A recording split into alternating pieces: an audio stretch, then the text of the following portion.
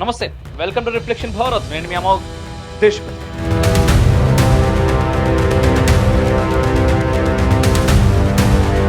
Russia భూభాగం పైనుంచి ఆ దేశ వైమానిక స్థావరాలపై ఉక్రెయిన్ దాడికి దిగింది.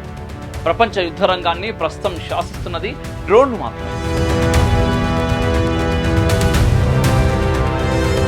పహల్గామ్ దాడి తర్వాత భారత్ తన యుద్ధ వ్యూహాలను మార్చుకుంటుంది. తక్కువ ఖర్చుతో వైరిని ముప్పు తిప్పలు పెట్టే వ్యూహాలను రచిస్తోంది.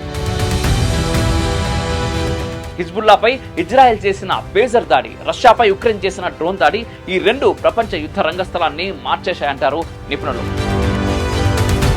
పాకిస్తాన్ వంటి బలహీన దేశంతో దీర్ఘకాలిక యుద్ధానికి దిగడం వ్యూహాత్మక తప్పిదమే కాదు, తెలివి తక్కువతనం కూడా అవుతుంది. మోదీ ప్రభుత్వం రాబోయే రోజుల్లో డ్రోన్ స్ట్రాటజీని ఎలా రూపొందిస్తుంది? రష్యా గూఢచారుల కళ్ళు తప్పి విధ్వంసకర డ్రోన్లను సైబీరియాలోకి తరలించింది. ఉక్రెయిన్ నుంచి సైబీరియాకు సుమారు 4300 కిలోమీటర్ల దూరం ఉంటుంది. అంత దూరంలోనూ తన ప్రతాపాన్ని చూపించింది అతి చిన్న దేశమైన ఉక్రెయిన్. ఉక్రెయిన్ చేసిన డ్రోన్ దాడిలో సుమారు 41 యుద్ధ విమానాలు అగ్నికి ఆహుతైనాయి. ఉక్రెయిన్ ఈ ఆపరేషన్ కు స్పైడర్ వెబ్ అనే పేరు పెట్టినట్టు పేర్కొన్నది. రష్యా 2022లో దండెత్తినప్పటి నుంచి ఆ దేశంపై ఉక్రెయిన్ డ్రోన్ దాడులు సాగిస్తున్నది. అయితే ఈసారి అనుసరించిన కార్యాచరణ పద్ధతి మాత్రం వీటికి పూర్తి భిన్నంగా జరిగింది. ఏడాదిన్నర పాటు జరిపిన పక్కా ప్లానింగ్ తో స్పైడర్ వెబ్ ఆపరేషన్ కు ఉక్రెయిన్ దిగింది. గత 3 ఏళ్లలో తాము చేపట్టిన ఈ మోస్ట్ లాంగ్ రేంజ్ ఆపరేషన్ అద్భుతమైన ఫలితాన్నిచ్చిందని ఉక్రెయిన్ అధ్యక్షుడు జెలెన్స్కీ వెల్లడించాడు కూడా.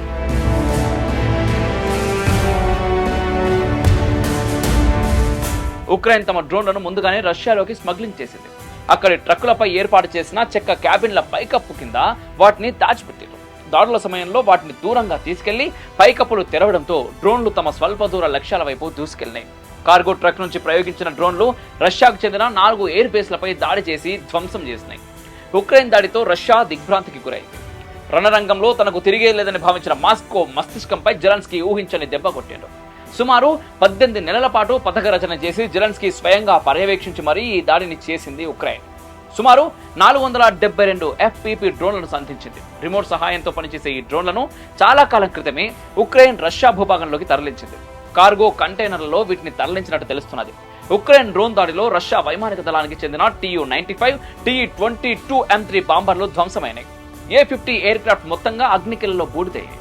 ప్రపంచంలోనే అత్యంత శీతల ప్రదేశంగా చెప్పుకునే సైబీరియాలో రష్యాకు చెందిన కీలకమైన వాయుసేన బేస్లున్నాయి. యుద్ధం అంత్యదశలో అత్యవసర సమయాల్లో మాత్రమే సైబీరియా ఎయిర్ బేస్లను క్రెమ్లిన్ ఉపయోగిస్తుంది. ఇక్కడే అత్యాధునిక యుద్ధ విమానాలను పుతిన్ మోహరించాడనేది జగమెరిగిన సత్యం. అయితే అతి బలహీన స్థితిలో ఉన్న ఉక్రెయిన్ తన వాయుసేనను ఏమీ చేయలేడనే ధీమాతో పుతిన్ నిబ్బరంగా ఉన్న సమయంలో జెలెన్స్కీ తన యుద్ధ నైపుణ్యానికి పదును పెట్టాడు. ఊహించని రీతిలో విరుచుకుపడ్డాడు. యుద్ధ విరమణ, శాంతి చర్చలు, తాత్కాలిక కాల్పుల నిలిపివేత గురించి ప్రపంచవ్యాప్తంగా చర్చలు జరుగుతున్న సమయంలో ఉక్రెయిన్ డ్రోన్ దాడికి దిగడంతో పెంటగాన్ సైతం నోరెళ్లబెట్టింది.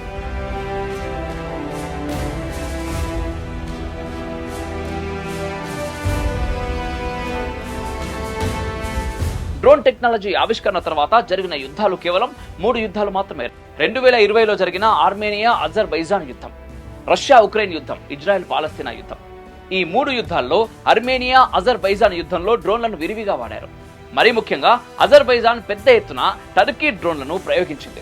ఆ తర్వాత రష్యా ఉక్రెయిన్ యుద్ధంలో ఉక్రెయిన్ వద్ద ఆయుధ సంపత్తి అంతగా లేకపోవడంతో డ్రోన్లపైనే ఆధారపడింది. ఈ ఏడాది తొలి 3 నెలల్లో చైనా నుంచి ఉక్రెయిన్ సుమారు 1,30,000 డ్రోన్లను దిగుమతి చేసుకుంది. ప్రపంచ భౌగోళిక రాజకీయాల్లో ఉక్రెయిన్ అనుసరించిన యుద్ధ నీతిని ద ఉక్రెయిన్ ట్రిక్ గా అభివర్ణిస్తారు నిపుణులు. ఈ ఆపరేషన్ లో మరో ప్రత్యేకత కూడా ఉంది. ఏంటంటే రష్యా గూఢచార నిఘా విభాగ కార్యాలయాలకు కేవలం కొన్ని మీటర్ల దూరం నుంచే ఉక్రెయిన్ తన డ్రోన్లను సంధించింది. వీటి దిగుమతి గురించి కానీ మోహరింపు గురించి కానీ రష్యాకు ఎటువంటి సమాచారం లేకపోవడం అందరినీ ఆశ్చర్యానికి గురిచేస్తోంది.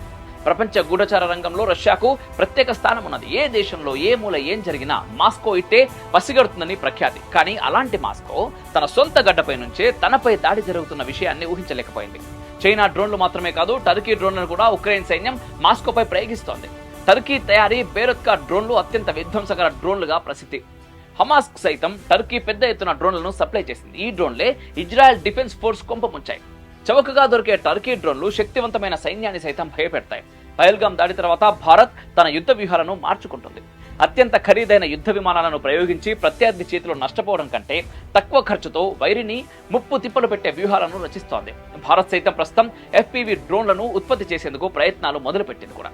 రాబోయే రోజుల్లో పాకిస్తాన్ భూభాగం నుంచి ఆ దేశ వైమానిక నావిక దళాలను ధ్వంసం చేసే దిశగా భారత్ కొత్త పంథాను అనుసరించనుంది. అతి చిన్న దేశం ఉక్రెయిన్ అనుసరించిన డ్రోన్ యుద్ధ నీతి భారత్ వంటి విశాల దేశాలకు బాగా ఉపయోగపడుతుందనేది యుద్ధ నిపుణుల అంచనా. ఉక్రెయిన్ అనుసరించిన పద్ధతి అగ్రరాజ్యాలకు కూడా కనువిప్పుగా చెబుతారు రక్షణ రంగ నిపుణులు. హిజ్బుల్లాపై ఇజ్రాయెల్ చేసిన పేజర్ దాడి, రష్యాపై ఉక్రెయిన్ చేసిన డ్రోన్ దాడి ఈ రెండు ప్రపంచ యుద్ధ రంగస్థలాన్ని మార్చేశాయంటారు నిపుణులు. FPV డ్రోన్లను తయారు చేయడం చాలా చాలా చౌక. అంతేకాదు మనం వాడే పేలుడు పదార్థాలను బట్టి విధ్వంస స్థాయి కూడా ఊహించలేని రీతిలో ఉంటుంది. చాలా వేగంగా వెళ్లి శత్రు స్థావరాలను ధ్వంసం చేయడంలో FPV డ్రోన్లది పైచేయిగా చెప్పాలి.